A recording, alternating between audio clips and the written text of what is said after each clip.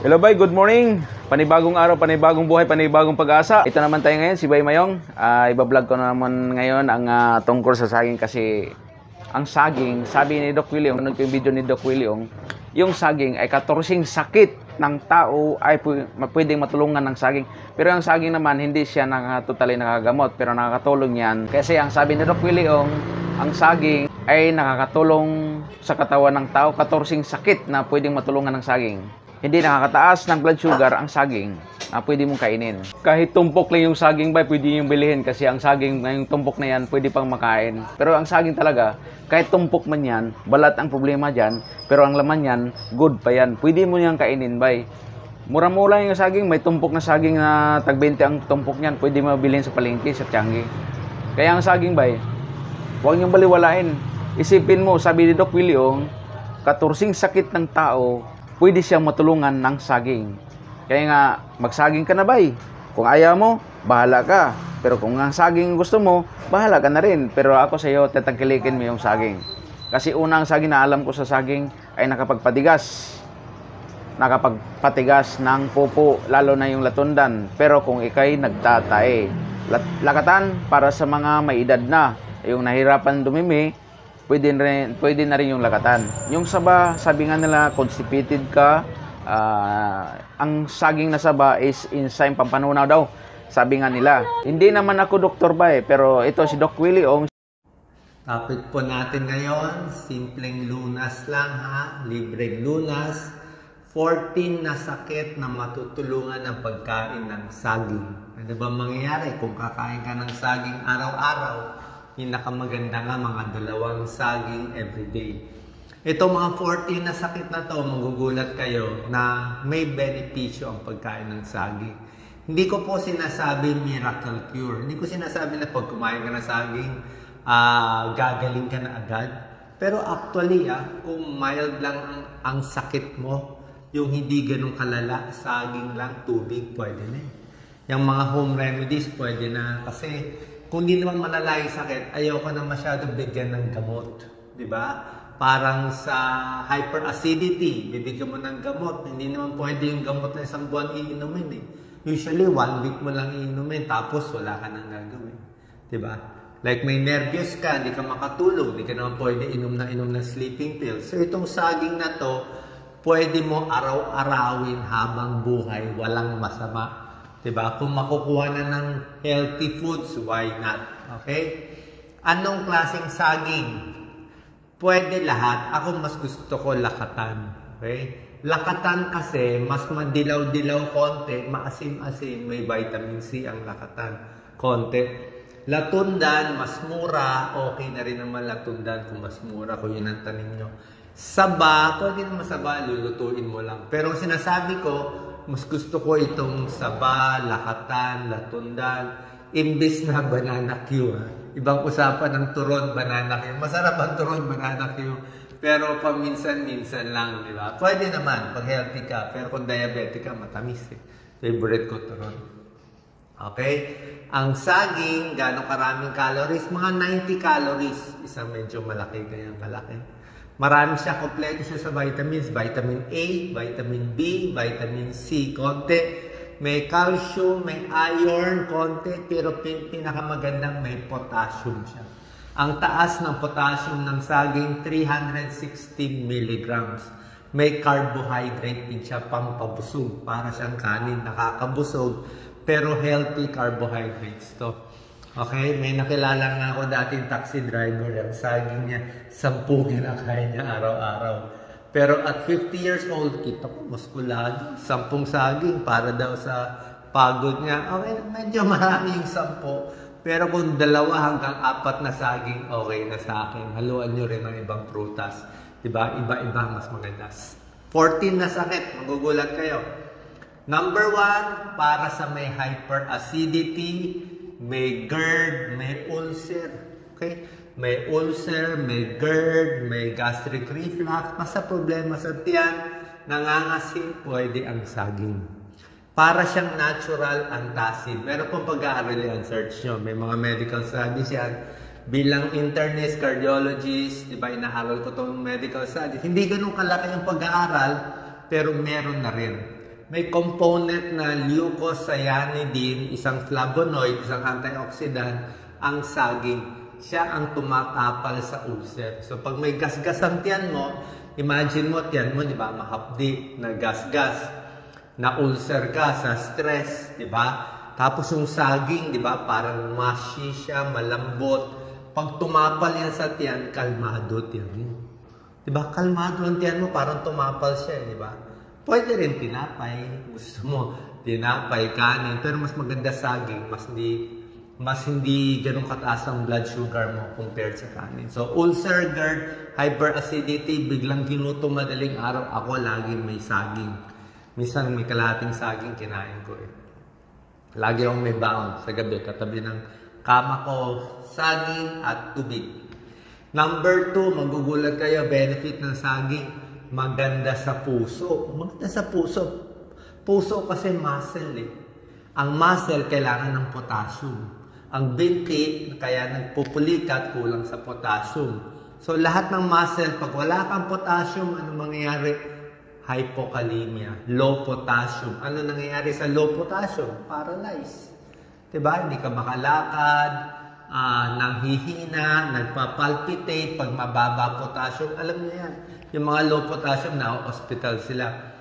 Lalo na mga Pilipino, for some reason, bumabagsak ang potassium ng mga kababayan natin. Siguro sa init, sa pawis, kababayan natin hindi kumakain ng prutas, di ba? Mahal ang prutas, kaya magbagsak ang potassium. Ideally, 4.0.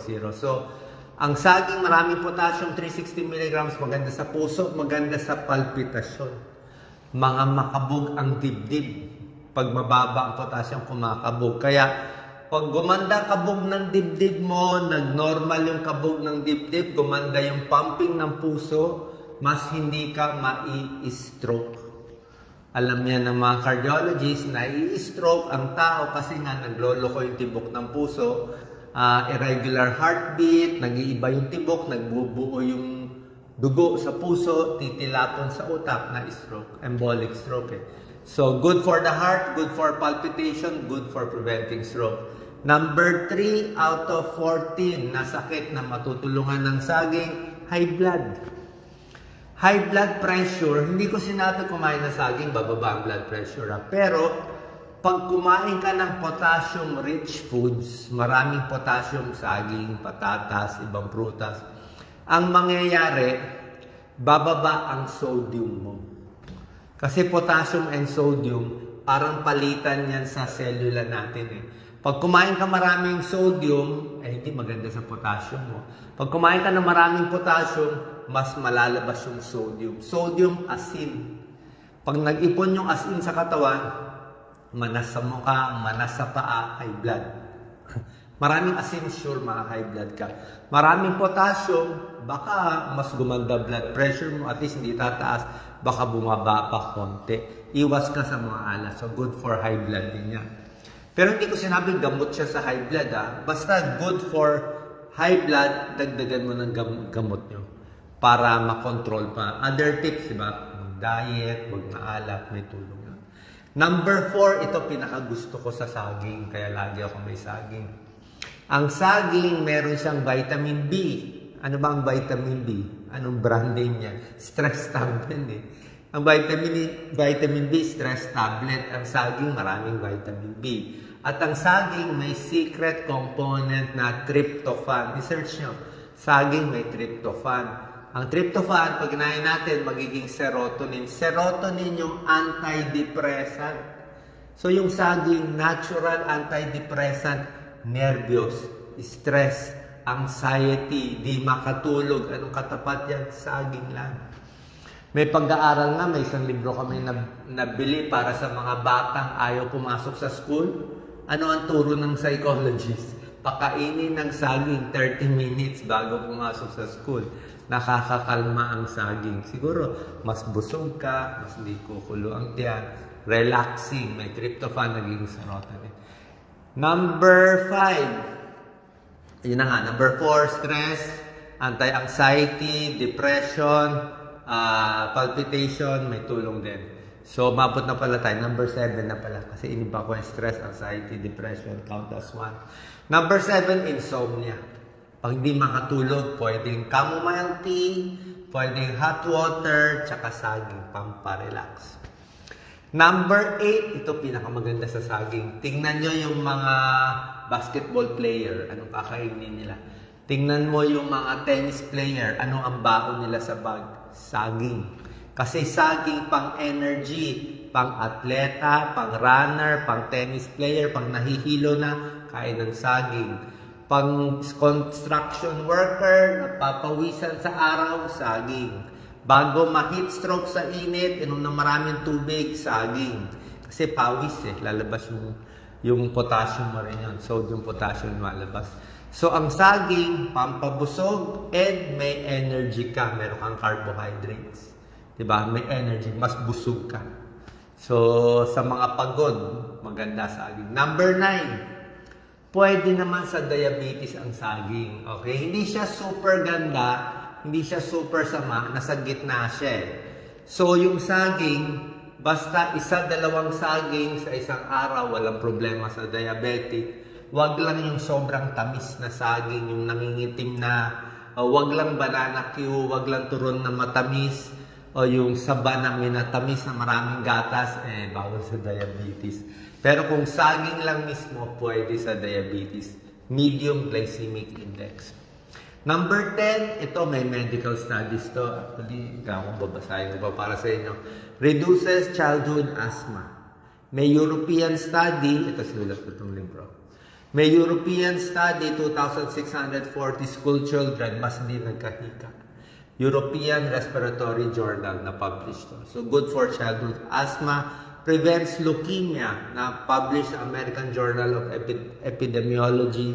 Nakita na yung bata, mas hindi nagkaka-leukemia, mas hindi nagkakahika kung may saging. Mansanas, maganda rin.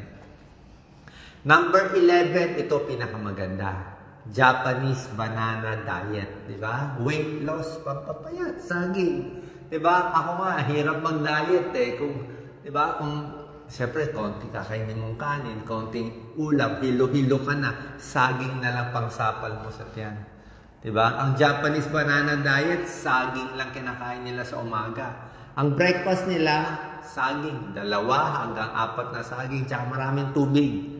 Yun lang ang breakfast. Yung lunch, normal, dinner, mas konti. So, pwede pang weight loss. May nabasa nga ako May nabasa ko dati isang trainer, pumayat ata siya ng 20-30 pounds. Saging lang kinain.